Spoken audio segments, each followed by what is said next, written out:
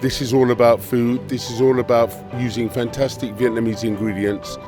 As a chef, I learned a long time ago that the secret of good cooking is first and foremost the ingredients. People in Vietnam are very fortunate because they have such wonderful ingredients. With that thought, John-Burton Race decided to hit the local market to buy the very freshest and healthiest ingredients. Before witnessing for himself the diversity of cooking ingredients in Vietnam, all the ingredients in his kitchen were brought from the UK, but he no longer needs to do so. I try to put my style of food using Vietnamese ingredients with an Asian flair to create something quite new and unique.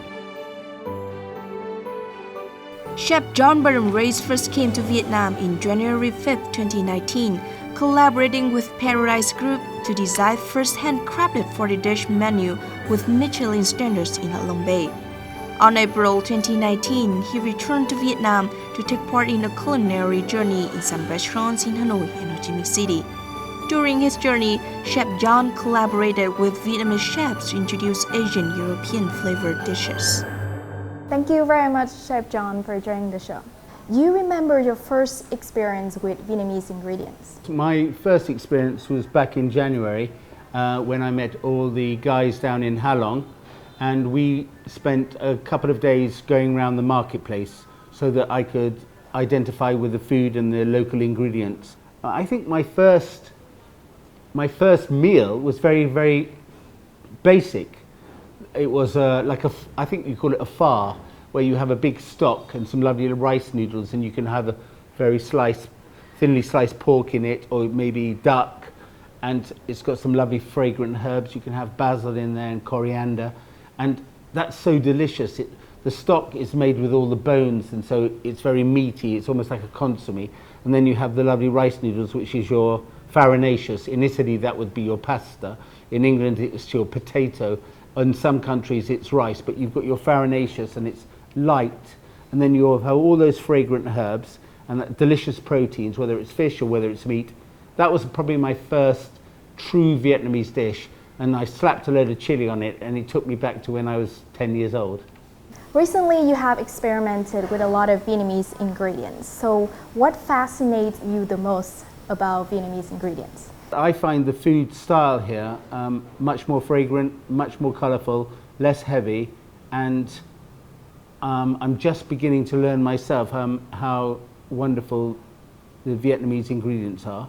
In Europe, we're buying all these lovely fruits, you know, the Sharon fruit, the durian, the mangoes, the bananas, and they're all picked green, and they're all transported by cargo plane to Europe.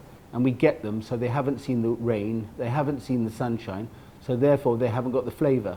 If I go into a marketplace anywhere in Vietnam and buy rambutan or buy little, we call them milk bananas, they are like bananas and cream at home. It's already an ice cream without doing much to it.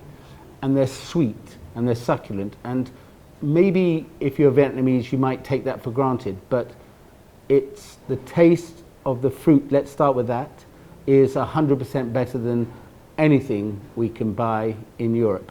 Then the next thing is the seafood. So since I've been here, adapt my recipes according to the availability of the fresh fish here.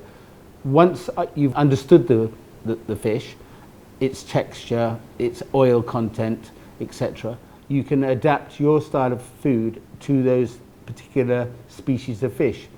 What are the challenges that you have faced using Vietnamese ingredients? Cooking isn't that simple. It's a coming together. First you start with a beautiful ingredient, then you need an ability, and then after that there's some sort of artistry where you mix or melange this flavour with this flavour, with this texture, with this flavour and this sauce to bring it together as one. You can't come here with a big head like you know everything. You have to come here with your eyes wide open and embrace what's fundamentally wonderful about Vietnam. As tourism and hospitality opens up in Vietnam, this will be a huge money earner. I mean, have you seen how many in Saigon and here in Hanoi and Ha Long, how many different nationalities are walking around on the streets? They will expect more. So why did you return to Vietnam for the second time? And can you share with us some of your new discoveries this time around? So I can go with the young guys in our kitchen here in Vietnam, and I can give them what I know and show them what I can do and introduce them to a new repertoire that they probably haven't seen before. But at the same time, my eyes are wide open, I'm listening and I'm tasting, and I'm taking more new stuff into me as well. I love street food. I quite often just stop and there'll be somebody walking down the road and have a pot of noodles and a bit of a stir fry, and I think, oh my God, this is heaven. So during your time working in Vietnam, you have worked with Paradise and many other restaurants in Hanoi and Ho Chi Minh City. When you work with a Vietnamese chef, what is your impression? Working with Vietnamese chefs, the first thing I notice is their work ethic. They work very hard. It's very long. But what I'm also impressed with is how the Vietnamese chefs extract the flavor from the ingredients. So it's quite perfumed and fragrant, it's colourful, it's light to eat, which is great in this climate. John-Burton Race was born in 1957 in the UK. John has a great passion for the world's cuisine and began his career at famous restaurants in London. In 1983, he won the first Michelin star.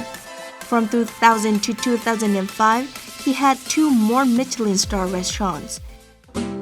In 2002, John decided to set foot in France and appear on Channel 4's French lip call show, putting his name among the ranks of celebrity chefs.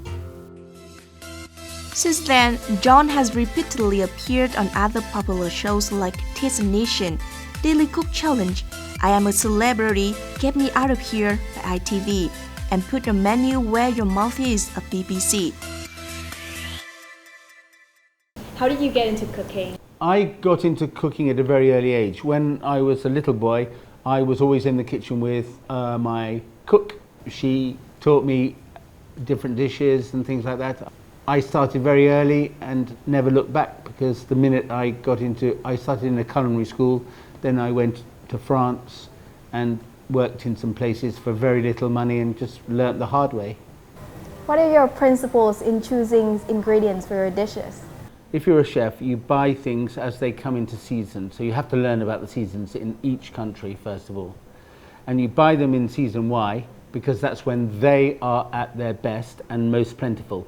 But also on an economic basis, because they're most plentiful and in season, they'll also be cheaper. So when you're compiling a menu or creating your dish, you can work within the seasons, but at the same time be more commercially viable by looking at what's out there. How do you judge the success of a dish? You judge a dish by its taste and texture. Cooking is also about, to a certain degree, about science. So, you have to know what's the boiling point of water. You have to know why does a souffle come up. You have to know when is an egg yolk cooked, at what temperature. You do have to know how to store food. You do have to know how to manage ingredients. Once you've got that basic scientific knowledge, you can then move on to its nutritional value, and then its texture, and then its flavour, and then it's up to the chef to extract that flavour. And then technically it's difficult, because if something's overcooked or undercooked, it could be a question of seconds. When it comes to desserts, it's much more of a science than sauce or fish cookery, and 2 or 3 seconds on a certain dish is the difference between good, bad, ugly, or ruined. Once again, thank you very much for joining the show. I wish you a wonderful journey experiencing Vietnamese cuisine.